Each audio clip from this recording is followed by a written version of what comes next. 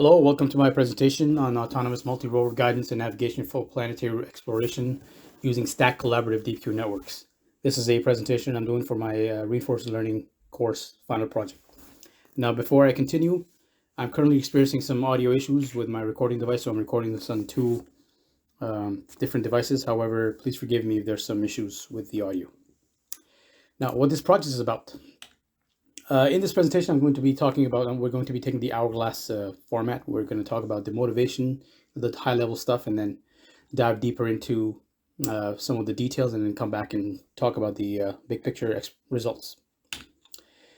The space industry is seeing a rapid amount of growth, currently focused on colonizing Moon, Mars, and beyond, and robotic systems operating in deep space, which is for the purposes of space exploration, commercial space exploration. Deep space is anything beyond the geo belt, so 35,000 kilometer altitude above Earth.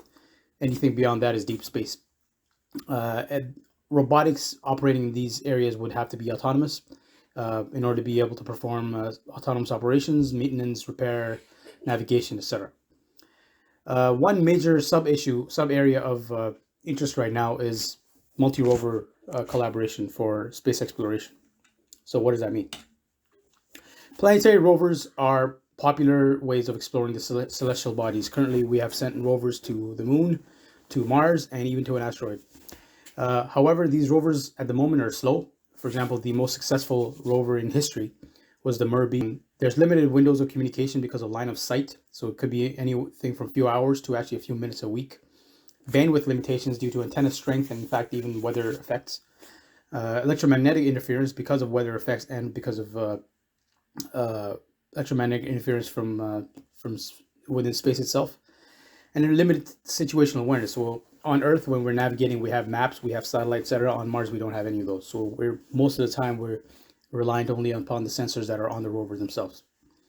So why is it important for us to have, to increase the pace of this exploration, to make rovers more able to not only explore but also exploit and do specific tasks? Because we want the rovers to be able to do sample collection for science, do construction relocation before human beings get there, of objects, of habitats, for example, do inspection, maintenance, and repair, and support human habitats building.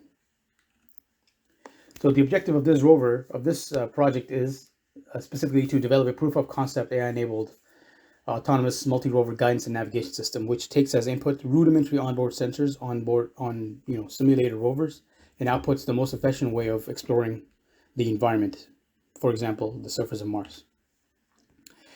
So let's cover this mission scenario. So we're looking at the following scenario. We have given n rovers and n goal locations. So on the rovers are blue, red, and there's another one green somewhere. And the goals are also of similar color. Find the most efficient way of driving the agent around without colliding into each other and while avoiding these hazards. Hazards are represented here by sandy pits. These sandy pits can be representative of actual real sandy pits that will slow down the rover, or they could be inclines and declines within the terrain that the rover would have to decide whether it's worth going through them or they should try to navigate around. So rovers try to get to a goal while navigating sandy pits or hazardous conditions.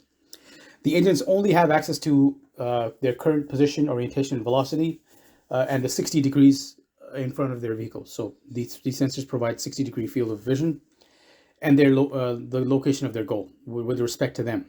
What they do not have access to is any map of the environment, knowledge of the hazards beforehand, and knowledge of other agents, what they're doing. Specifically, there are two mission scenarios that we've covered. First mission scenario is where the rovers have onboard agents, so we're calling them deep Q networks. So there's n of them, and they act independently, and they just try to optimize their own goals per time step. So the amount of goals we achieve per time step on average. Mission scenario 2 takes that a step further and introduces a cluster agent, which can be seen down here, which tunes the rewards that these rover agents get. So it doesn't directly control the rover agents, but it tunes the reward that these agents get from the environment in order to maximize the overall efficiency of the entire cluster. So not just specific agents, but the overall efficiency of the entire cluster. As well as, because we are able to communicate via the cluster agent now, these rovers actually mimic each other. So the less successful rovers will mimic the behavior of the most successful rover. So this is why we're calling it a stack configuration, because we have a stack, a deep queue network that does not directly perform any actions within the environment. It just tunes the rewards for these deep queue networks, which perform actions within the environment, which is a Kivy environment, and which just like a Microsoft Paint, that can be drawn dynamically, and then get their state update. And so this is how this is a stack configuration.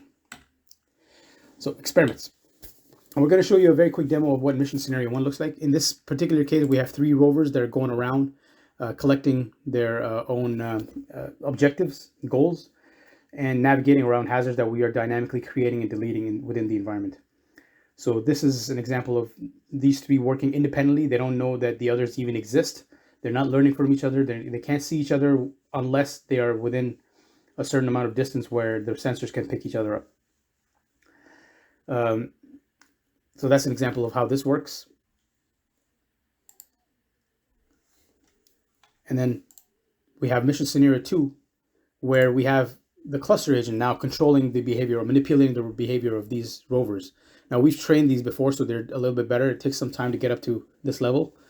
But as you can see, both red and blue agents, rover agents, are performing quite well.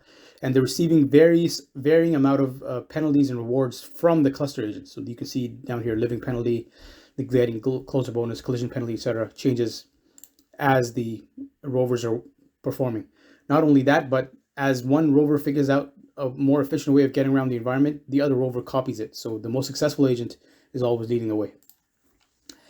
Finally, results. We have, of the 2 experiments, with just the rover agents performing on their own, we had 3 rover agents that were able to achieve a goal once every 67 steps, and the number of collisions fell to 0. So the average number of the average number of goals per time step was about 0.015 at the end of 900 cycles. For the other case, for mission scenario 2, when we have them cluster working together, we only had 2 rovers, but we actually achieved a higher goal. We were able to achieve a goal every 60 time steps, so faster than originally.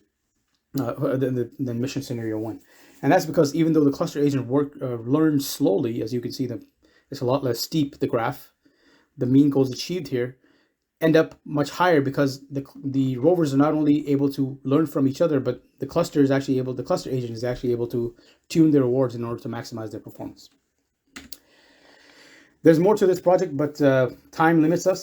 So this is my presentation. I hope you liked it. Thank you very much. And the code can be found on my GitHub page. Thank you.